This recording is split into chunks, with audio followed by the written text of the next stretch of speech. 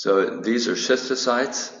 They look like helmets, at least the ones with the arrows, and they indicate that the erythrocytes have had tough sledding going through capillaries and have been damaged. There are numerous conditions that can cause schistocytosis, but we're offered idiopathic thrombocytopenic purpura. That doesn't cause schistocytes. Pseudothrombocytopenia doesn't fit the bill. Excessive splenic platelet sequestration? I don't think so. So the two things that are left are hemolytic uremic syndrome and thrombotic thrombocytopenic purpura, both of which cause schistocytosis that you can see on peripheral smears. Now, hemolytic uremic syndrome should have an elevated creatinine level, or at least an abnormal urinary sediment. We aren't offered a urinary sediment, but we're offered a creatinine level that's normal. And so we have no choice but to pick thrombotic thrombocytopenic purpura. Although both conditions would cause a peripheral smear that looks the same. So this is a patient with thrombotic thrombocytopenic purpura. The treatment for these two conditions is also relatively similar, plasma exchange, and we'll review briefly what goes on here. You'll recall that when capillaries are damaged and need a plug, the two components that play a role here are the von Willebrand's factor, clotting factor that's made by endothelial cells that then binds to platelets to make a platelet plug to fill the hole in capillaries. All of this is carefully regulated because the multimers that develop from von Willebrand factor molecules that combine together are degraded by ADAMTS13.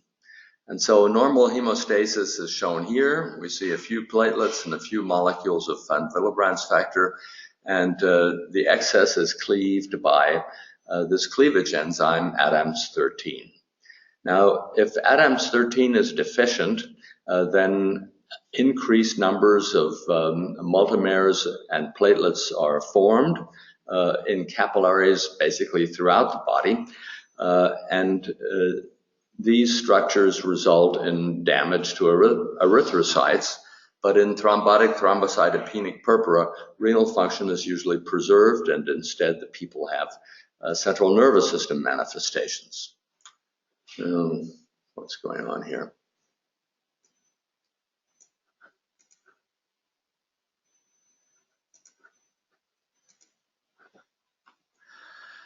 Now, as opposed to thrombotic thrombocytopenic purpura, hemolytic uremic syndrome involves generally a primary damage to the endothelial surface that also results in von Willebrand's factor and platelets being produced. This should also be regulated by ADAMTS13.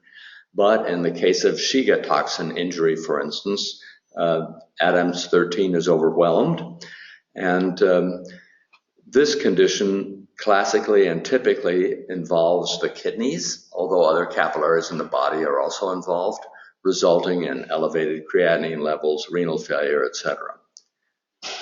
Jesus.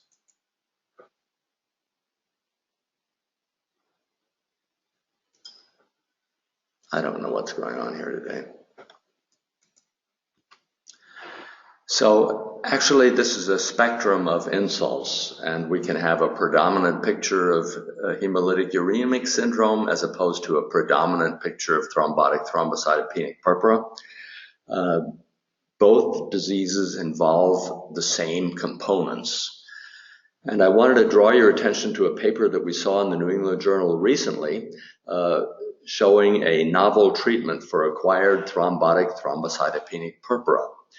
And in this study, patients with thrombotic thrombocytopenic purpura were treated with either the conventional treatment, which involves plasma exchange, or they were treated with plasma exchange and in addition to this received an antibody, a humanized bivalent variable domain only immunoglobulin fragment that binds to von Willebrand's factor to decrease the activity of von Willebrand's factor, because this condition, you'll recall, is generally caused by antibodies directed against ADAMS13 that results in an ADAMS13 deficiency.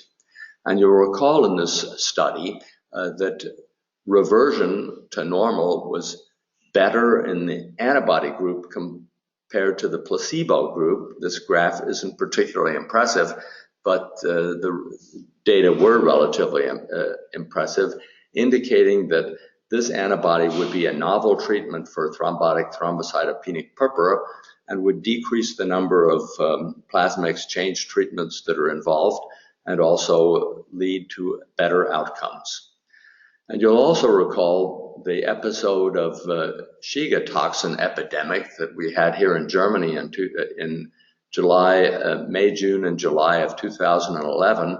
This was also in the New England Journal, and there was a widespread in all areas of Germany epidemic of Shiga toxin elicited hemolytic uremic syndrome. Big problem here, and the episodes were most common between May and extended until July of 2011.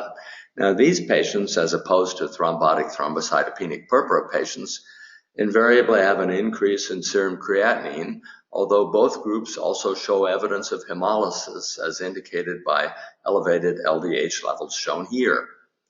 And in these patients, the platelet count decreases, actually in both conditions. In HUS, serum creatinine rises, and in both conditions, LDH levels are also elevated. So that was that story.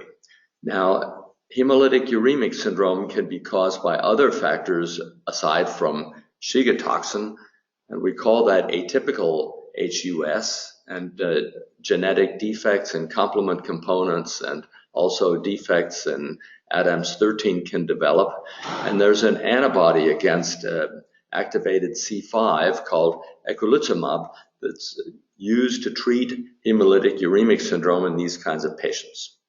Now, whether or not eculizumab is indicated in Shiga toxin mediated HUS is uncertain. A study here in Germany indicated that it's probably not, but I think that physicians nonetheless commonly give eculizumab also for that condition. Now, the first topic in the New England Journal this week concerns coronary angiography after cardiac arrest without ST segment elevation. Now, these are patients that had an observed cardiac arrest outside the hospital, and when they're brought to the hospital, the ones that have ST segment elevation invariably immediately are sent to the cardiac cath lab to have their coronaries fixed. And the question is what to do with patients that in their electrocardiograms do not have ST segment elevation, because the common teaching is that these patients have an acute coronary syndrome and nevertheless have coronary artery disease and ought to immediately go to the coronary catheterization laboratory to have that treated. So in this study, large numbers of such patients, I think, over 250 in both groups, were randomized to either immediate angiography when coming to the hospital as quickly as possible, and this was accomplished within an hour, or delayed angiography where the patients are first stabilized, see how they're doing, and then if they wake up, they're then sent to the catheterization laboratory to look at their coronary arteries.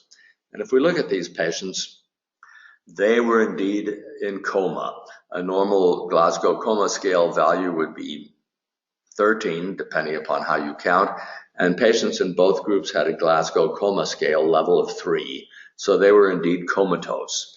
They had pH values of 7.2 in both groups, and as you can see here, they had metabolic acidosis and elevated lactate levels.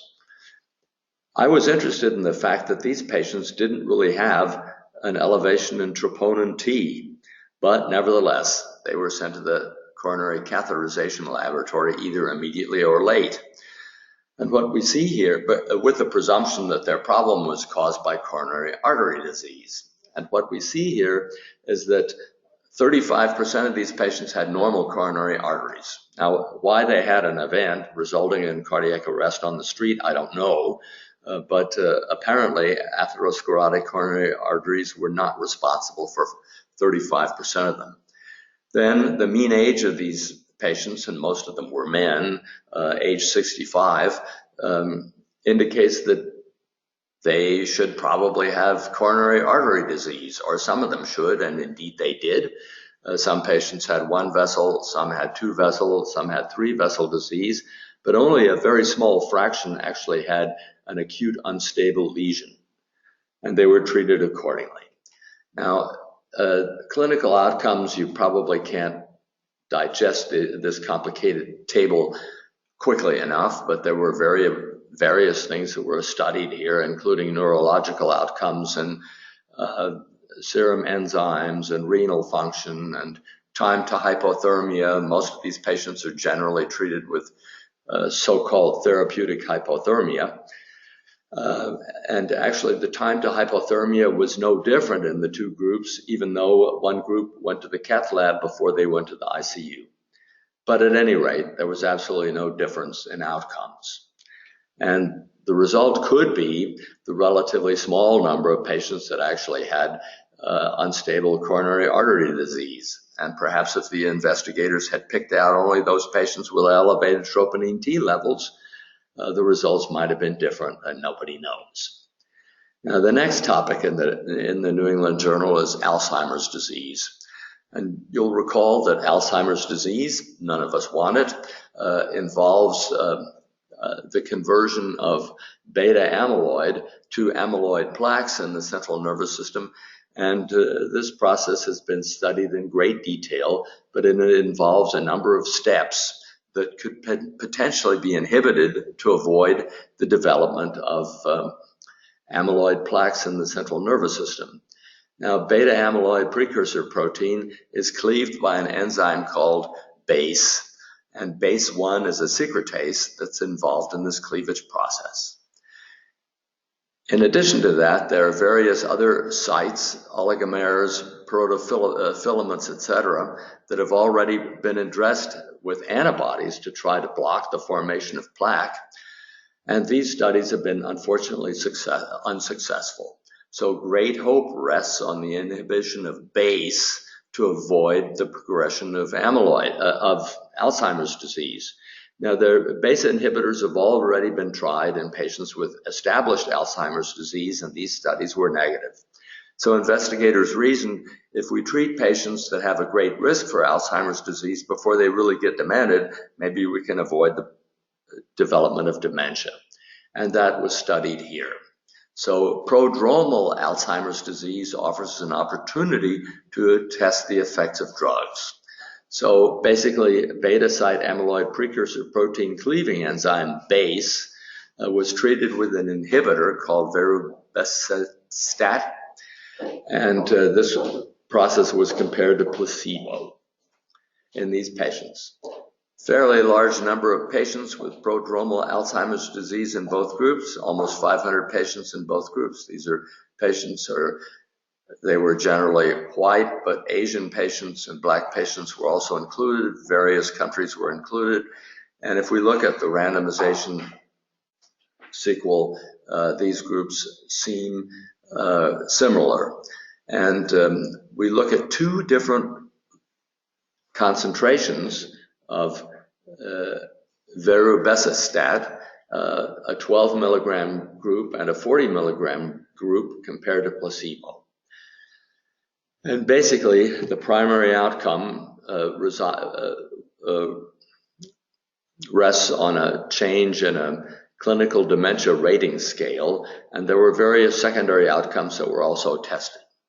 And if we look at the outcomes, if anything, the primary outcome looks like it was occurring more commonly in the BACE inhibitor treated patients than in the placebo patients, implying that the treatment actually made the patients worse instead of better. A very disappointing state of affairs. And if we look at this is a 2-year study, the placebo patients here are in the black hashed line, and they look like indeed they do better, worsening scores. they do better than the two treated groups here that seem to do worse than the placebo patients. Great disappointment for all. Adverse events, other than doing worse, the treatment was adequately tolerated, but the study is not only negative, it implies that BACE inhibition might possibly make the patients worse instead of better. So that's very disappointing.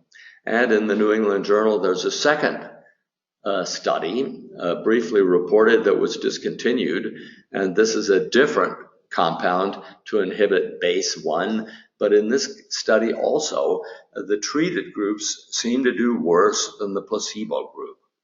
So it looks like the inhibition of BACE1 for the treatment of Alzheimer's disease is dead in the water, and this treatment seems not indicated and utterly unsuccessful. Small sample size in the second study doesn't matter, but the way that the study was going implied that the treatment was worse than doing nothing. The next topic at the New England Journal involves congenital megacolon, and this is a genetic disease that comes about through the failure of the ganglion layer in the colon to develop properly. This condition is actually not that uncommon and appears in one out of every 5,000 children that are born. It's a little more common in boys than in girls. The condition seems to have a very strong genetic variance, although it's not a Mendelian genetic disease. If your siblings have it, the chance that you have it is substantially greater than in the general population. Now, Hirschsprung's disease, or congenital megacolon, is associated with some known genetic conditions, particularly Down syndrome, trisomy 21. These children have a 12% incidence of having congenital megacolon, but it also occurs in cystic fibrosis, and there are other named syndromes that are associated with this that seem to have a genetic preponderance, but nobody really understands it. So in this large cohort of patients with Hirschsprung's disease or congenital megacolon, these young subjects were studied with total genome exome sequencing, looking for variants. And there are some variants that are already associated with Hirschsprung's disease, including the RET proto-oncogene and SEMA3A, which is a member of the semaphorin family and encodes a protein with an Ig-like C2 type immunoglobulin-like domain that's associated with the development of congenital megacolon. And what we see here is that there are risk alleles that were identified here that increase the risk of the developing a Hirschsprung's disease. And some of these involve coding variants, and others involve transcription enhancers, and details are given here in this study. And there are a number of genes that have variants that are associated with the development of congenital megacolon that were not earlier appreciated, that are now delineated in greater detail. And some of these variants have been tested in zebrafish models, etc. Most of them involve some sort of neurotropic or nerve developmental associated proteins, or proteins that are involved with neuronal development. And we look at copy number variations and deletions and tetrasomies, and various things are described here. But to make a long story short, these investigators found that the complex phenotype of Hirschsprung's disease stems from a combination of variants in many genes and different classes of genetic variants. And when these genetic variants are found on top of susceptibility genes, then the copy number variants, etc., result in a greater risk of developing Hirschsprung's disease. Now, the next topic in the New England Journal is also a genetic topic. It involves tandem repeat polymorphisms. Now, these are repeats that occur commonly in coding areas of genes that are generally associated with genetic neurological diseases. These are expansions, and the most common one that's known is the one that's responsible for Huntington's disease. This is a triplet repeat, a CAG repeat, and the more repeats you have, the greater is the chance that you'll develop Huntington's disease. But numerous other neurological diseases, including spinocerebellar ataxias, polyglutamine diseases, Friedreich's ataxia, Fragile X syndrome, monoclonic epilepsy, polyalanine disorders, and myotonic dystrophy, are attributed to some sort of tandem repeat polymorphisms that are expansions of tandem repeats. And indeed, what we're going to look at involves a tandem repeat, an expanded tandem repeat. It's a GCA repeat that is in a non-coding region of a gene that encodes for glutaminase. And glutaminases are responsible for deaminating glutamine to alpha-ketoglutarate, which then can be deaminated again to alpha-ketoacetate. So that's what glutaminases do. Now, what the investigators described here were 3 small triplets, small families where these offspring had a neurological syndrome associated with abnormal development and mental retardation. And an investigation was done here, first looking at total exome sequencing, which wasn't helpful. So the investigators they sequenced everything. They did total genome sequencing all 3 billion base pairs in these triplets, which nowadays isn't all that difficult. And what they found was this expansion repeat that was present in all 3 families involving glutaminase. And the expansion results in a glutaminase deficiency.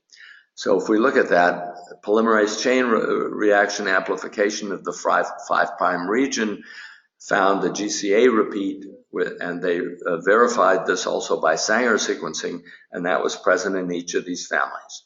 Now in this report, actually, the online supplement is more interesting than the paper because it at least gives us some clinical information. All 3 of these children had massively elevated plasma glutamine levels, and you could imagine that's the case if your glutaminase doesn't work properly. The glutamine isn't metabolized to glutamic acid. So they had glutamine levels of 1,800 micromoles, and normal is, I think, around 30 or something like this. And these children had an abnormal cerebral development and were severely retarded. Now, what the investigators also did is they used stable isotopes to look at the metabolomics of this condition. And you'll recall the normal isotope of carbon is carbon-12, and here they used carbon-13, and the normal isotope of nitrogen is nitrogen-14, and here they used nitrogen-15. Now, these are stable isotopes that can nevertheless be detected by mass spec. So then they can look at the metabolic pathways, and they showed in these families that indeed the glutaminase doesn't work properly because they could follow a labeled carbon and labeled nitrogen. Ammonia, you'll recall, obviously has a nitrogen, and they looked at the patients compared to their parents and normal people. And they also used stable isotope labeled glucose and oleic acid to look at the formation of glutamate in these patients, which is then metabolized further to glutamine that requires the glutaminase to be degraded. And these patients in their fibroblasts, the 3 patients, had almost no GLS activity because they have GLS deficiency because of these expansion repeats.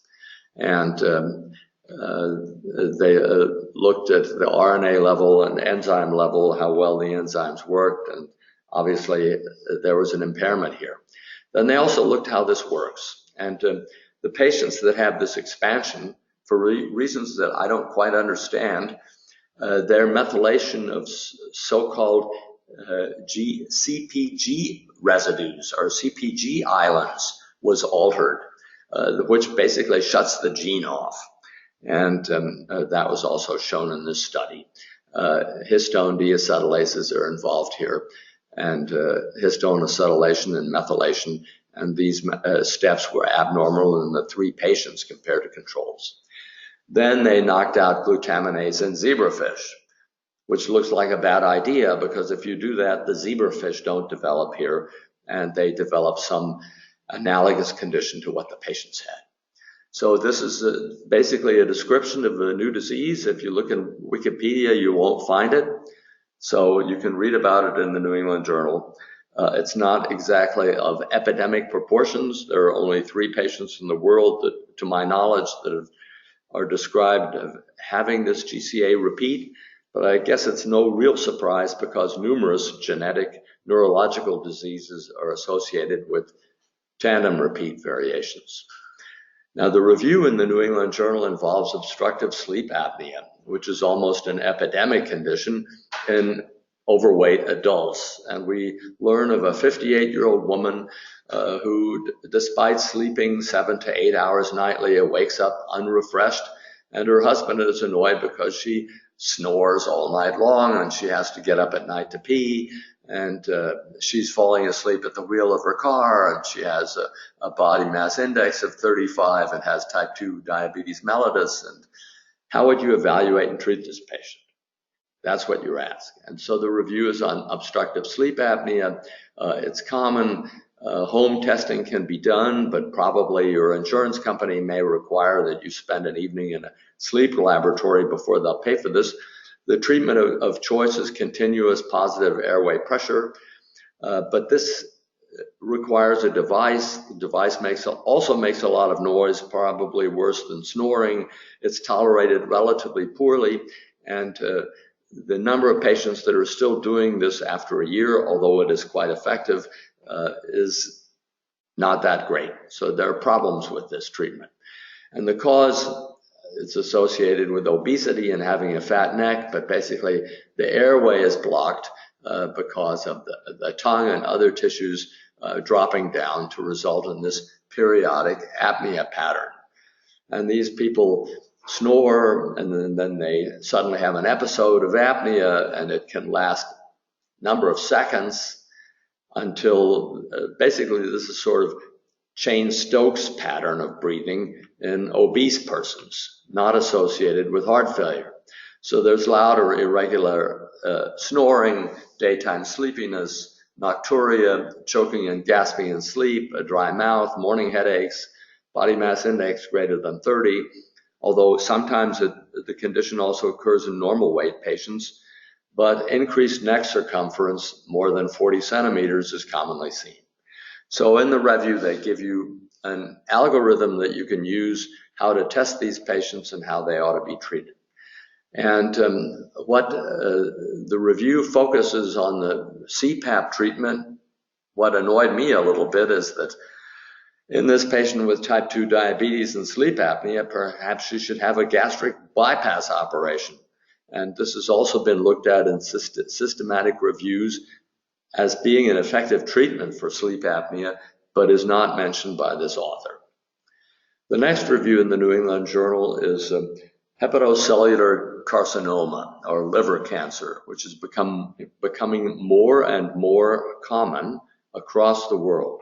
And you can see in the substantial change in incidence, prevalence, and mortality of this malignant disease. The disease, as are all cancers, are associated with some sort of genetic alterations, and involved here is the gene that encodes for beta-catenin, which is a protein that involves cell contacts and structural proteins, and is involved in transcription and is commonly mutated in cancers, as is p53. So these conditions are involved. And the risk factors, hepatitis B virus is still the most common risk factor. Hepatitis C virus is relatively common. Then comes non-alcoholic liver disease, followed by alcoholic cirrhosis. So these are the risk factors. And can't take the liver out. We've only got one of them, but there's a sequence of events that clinicians use to find the nodules, to biopsy the nodules, to observe the nodules, look to see if they're growing, biopsy these nodules to establish the diagnosis. And now we have a variety of treatments that can be offered, including kinase inhibitors and embolization and radiation therapy and treatments that can be offered these patients. And so there are first-line treatments and second-line treatments, and I guess the good news is, first of all, we can certainly treat hepatitis C virus to try to avoid this condition. We discussed that last week. But in addition to that, we can vaccinate people against hepatitis B virus. These are both treatable problems. And then there are a variety of treatments that can be offered to these patients. Here's a small case report in the New England Journal. You can diagnose these conditions with your fingertips. This concerns a young man with severe asthmatic attack. Apparently he's had a ruptured bleb and he begins to swell like this. If we touch his skin and manipulate it a little bit, we can feel crepitations of the skin indicating that he's got subcutaneous emphysema. And in his chest x-ray, you can see large amounts of subcutaneous emphysema all throughout his neck, axilla, and also in the mediastinum, as indicated by this arrow. Probably the idea here is to do a little as possible because this will resolve without intervention, thank goodness. Here's the patient from last week that has separation of the iris, and this patient was treated. The ophthalmologist called this traumatic iridodialysis for reasons that are not clear to me, but you can ask your eye doctor to be certain. Now, the patient in the New England Journal is a complicated 49-year-old man who has HIV disease and also has hepatitis C virus, both of which can cause renal disease. And he gets renal disease. And his HIV virus is genotyped, and so he's treated with a host of protease inhibitors. But over time, he develops nephrotic syndrome, as you can see here from glucosuria and lots of protein in his urine, and various tests are otherwise negative, but he probably ought to have focal sclerosing glomerulosclerosis. And his hepatitis C virus is treated with some years back with pegylated interferon and ribavirin. Subsequent to that, a more specific treatment is also given, and he's got lots of problems. So he gets a renal biopsy and he's got FSGS, but it's not the collapsing kind of FSGS that we would expect with hepatitis, now rubbish, with HIV virus. And he also doesn't have cryoglobulin deposits or other components that we would associate with hepatitis C virus, but instead he has foot process effacement and it looks like FSGS. Doesn't have deposits here in this electron photomicrograph. Now this poor person is supposed to swallow this entire list of medications, which I think is impossible. So I'm sure he didn't manage that, but his doctors thought, apparently his doctors thought he took all of these. Nevertheless, he gets worse and would like to have a renal transplant. And since he lives in South Africa, this might be a problem, although I think the treatment of this patient and all the treatments that he received is exemplary. So even in third world countries or in poorer countries, these patients can get maximum treatment. And since we now have the HOPE Act, HIV Organ Policy Equity Act, have to treat everybody equally, these patients will receive donor kidneys from other persons that die from other causes that are HIV positive. So this is a positive to positive transplant program, so he's now eligible for this program. Now, a short report in the New England Journal I'm going to show you for a minute, because it involves sclerostin. And sclerostin is an up-and-coming protein that's important to bone disease.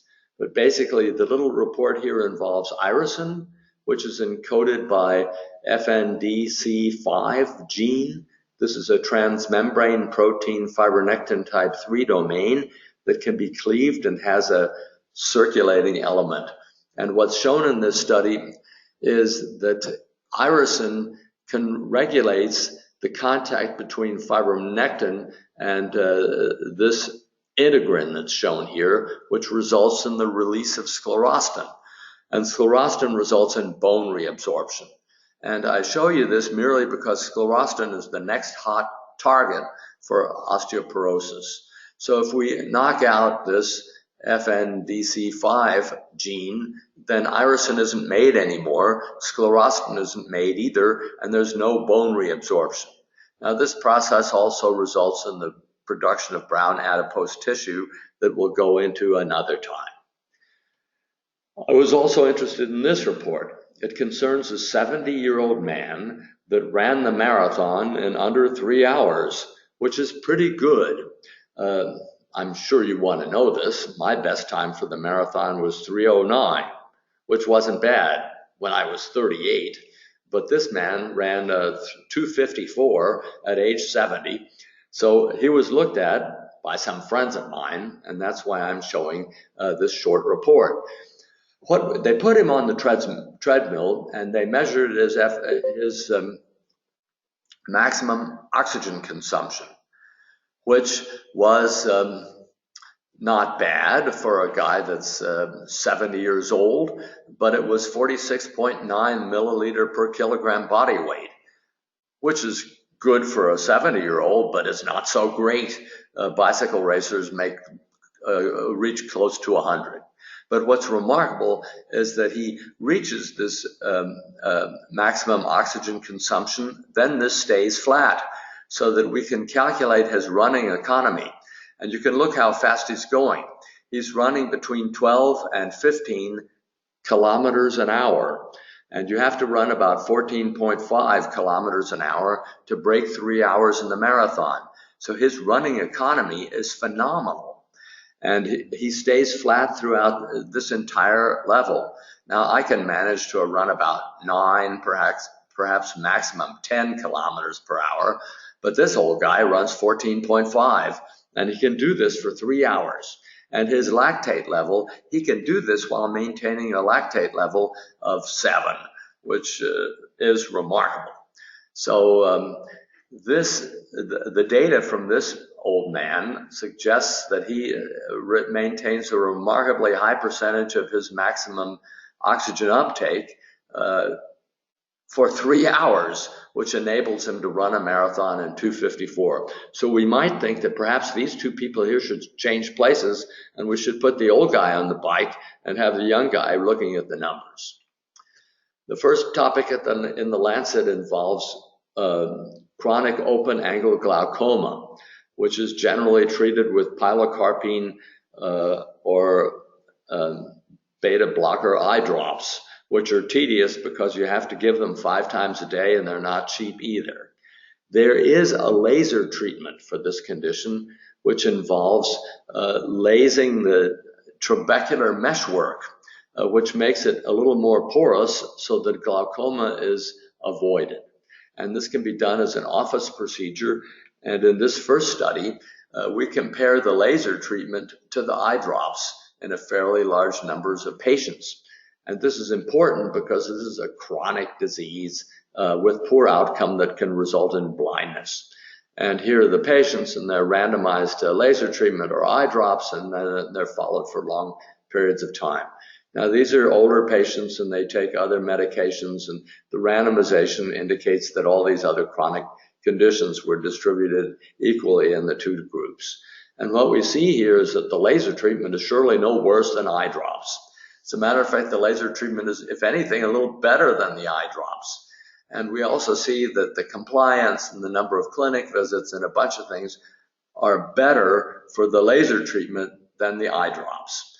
And so these are adverse events, and the laser treatment is a pretty acceptable treatment for these patients, and then they're done with it and they don't have to use eye drops 5 times a day. So this study shows, I think, is an important study because it shows that for patients with chronic open-angle glaucoma, the selective laser trabeculoplasty is better than eye drops for a whole host of reasons. And any of you that have had to use eye drops know what I'm talking about. Now, the next paper in the Lancet involves ivermectin and albendazole. Ivermectin, this got a Nobel Prize several years ago, kills worms dead because it happens to block a chloride channel that's present in invertebrates but is not present in vertebrates. So ivermectin has a lot of going for it. Albendazole isn't bad either, and it interferes with microtubule formation in invertebrates and doesn't affect vertebrates adversely. So I don't know how one got on this idea, but in this study in the Lancet, they treated malaria with ivermectin and albendazole, probably reasoning that, first of all, if you kill the worms that the people have, their general constitution will be better, so they'll have more resistance against malaria. It's also possible that they have enough ivermectin in their skin that the mosquitoes get their chloride channel blocked. And so the patients that were subject to development of malaria in these countries got this anti-worm treatment or placebo. And as we can see here, here's the intervention group and here's the control group, and malaria incidence depends upon the treatment of a massive drug treatment, specific treatment against malaria, but it looks like deworming the patients at the same time offers them some significant advantage. I don't think it's dramatic. I hope that these invertebrates don't develop resistance against ivermectin and albendazole, although I guess that's possible. But this treatment seemed to be pretty well tolerated in both groups. So it's possible that if we, in addition to combating malaria, if we also wipe out the worms in these patients, that in general they do better. Then here's this big Scandinavian study. Women that have had a stillbirth pregnancy are generally advised to wait 6 months before becoming pregnant again. So these people in Scandinavia wonder if this advice is worthwhile. And because they have big pregnancy registries and know all the women in Scandinavia that have had a stillbirth, they could calculate this out. So there are a lot of pregnancies here. And there are some women that got pregnant again at less than 6 months, which is against the recommendation. And then there are women that got pregnant later. And so what we see here is that, and Western Australia was also included. They have a good registry, and Finland and Norway. And what we see here, it doesn't matter when you try to get pregnant again, you can do it whenever you like, and getting pregnant in less than 6 months' time compared to more than 6 months' time made no difference in outcomes in these pregnancies. So we don't have to bother the women with this advice any longer. Then the reviews in Lancet concern pain. And you know, this is one of my pet peeves, categorizing pain in terms of smiley faces. So I asked myself, where does this come from? And I was in the United States recently, so I asked my friends, because all this developed in the United States after I left in 1989. And it turns out that there's a joint commission on accreditation of healthcare organizations. This determines whether or not hospitals are paid. And this was mandated by Congress. So hospitals have to do this. And this commission determined that a pain scale was the 5th vital sign. So this is where all this came from. Now, Congress, similar in Germany, the Parliament, and in Britain, is influenced by lobby groups. And the big pain lobby in the United States, headed by pharma industry to sell opioids, was responsible for these standards. So the goal of this commission was to make pain visible. That's why there are the smiley faces. And the goal was to encourage therapeutic opiate use. And the program was remarkably successful because what we see here is there was a fourfold increase in opioid prescriptions by physicians for ostensibly legitimate reasons in this period of time. That's why we have this mess. So now, thanks to that, we have 3 reviews in the Lancet about opioid use. And opioids are commonly prescribed after operations because the world is convinced that operations are painful. Now, we have anesthetics for operations, so the pain medicines have to be given after the patients wake up. And I've been operated on more than I can count. But last summer, I had an arthroplasty operation. And I was surprised that this is rated as causing severe pain in over 40% of cases. And other operations are rated here in terms of their pain production, I guess produced by these smiley faces. So when I woke up from my operation, the first question was how many pain shots I wanted. Well, I refused to have any. So how pain is mediated is covered in this review, and the risk factors for pain and the timing of preventive interventions and outcome measures and all of these things are discussed here. And here's even an algorithm that you can think about. And in my generation, to bite the bullet is to endure a painful or otherwise unpleasant situation that is seen as unavoidable. But thanks to Congress, we have now legislation to guarantee us that the patients no longer have to bite the bullet. Now, the next review is post-operative pain management with opioids.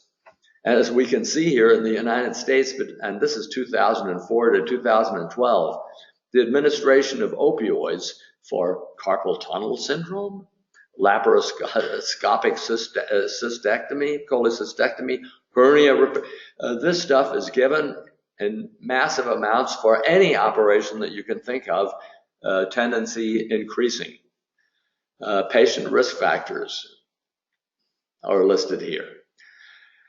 So here's the recommendation by the experts. And a laparoscopic appendectomy is worth 10 opioid tablets, whereas a modified radical mastectomy is supposed to be worth 30 opioid tablets. How about 0 opioid tablets? And the third review is on post-operative pain management and opioids. This is an important slide because it shows here that as soon as you administer opioids, the tolerance increases so that through time, higher and higher doses are necessary to get the same amount of pain relief. Now, what I think the population doesn't appreciate is that if you use opioid for pain relief, the stimulus intensity that you need, the pain sensation, they call this allodynia. I love that term. This curve shifts to the left, while this curve shifts to the right, which is another reason why I think that opioids, in any way possible, should be avoided. So then there's information on this and how receptors work, and you can review all this and transcriptional mechanisms and all sorts of details here that I think are largely speculative. But then here's advice. Reduce opioid use. Those are in patients that have hyperalgesia. Increase opioid use. That's for the patients that have tolerance. Rotate opioids around. All sorts of strategies here are discussed, and you can read all of this stuff in your own detail. Now we're going to end the session with this patient, which reminds me of a patient that I had 30 years ago in the United States. This is a transplant patient, 50-year-old man who had traveled outside of UK, and he lived in Angola, and he got renal disease, and he got a kidney transplant. I guess he starts rejecting it because his dosage of immune suppression had to be increased. So on physical examination, he gets into all sorts of problems, and you can read the details here. Now, they end up doing a bronchoscopy on him and bronchoalveolar lavage, and they run into Strongyloides stercoralis, which is a hookworm-like organism. And so if you eat the eggs of this organism, they hatch in your gastrointestinal tract. The larvae bore through into your bloodstream. You end up coughing these larvae up, and then the adult worms reside inside your intestinal tract. That's how hookworms work. Now, if people get immunosuppressed, Strongyloides stercoralis can hatch and reinvade immediately, which results in a so-called Strongyloides hyperinfection syndrome, sort of a madness of the worms. So here's the worm that was recovered on the bronchoalveolar lavage, and you can make the diagnosis of hookworm, but thank goodness this condition can be treated with ivermectin, which makes this patient better. Thank you very much for listening, and if you want to hear all this tedious business in German, in 5 minutes we'll do it all again.